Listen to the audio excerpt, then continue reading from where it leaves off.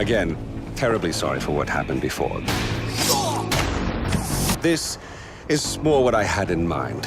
Now, to whom am I speaking?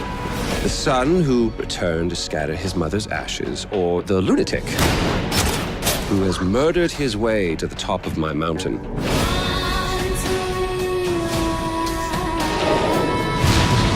You see what Pagan has done to this country. Like it or not, your duties, Kirat, and your choices will carry weight. We need someone to break the stalemate between Amita and Sabal.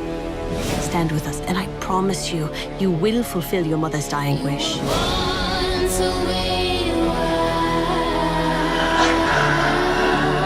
This is about lives. We don't act, people will die.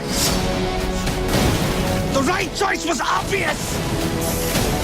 I'm trying to take us out of your third world bullshit. People of Kirat, who do you cheer for? The brave elephant? The fierce tiger? Or do you cheer for the terrorists? You were born to be.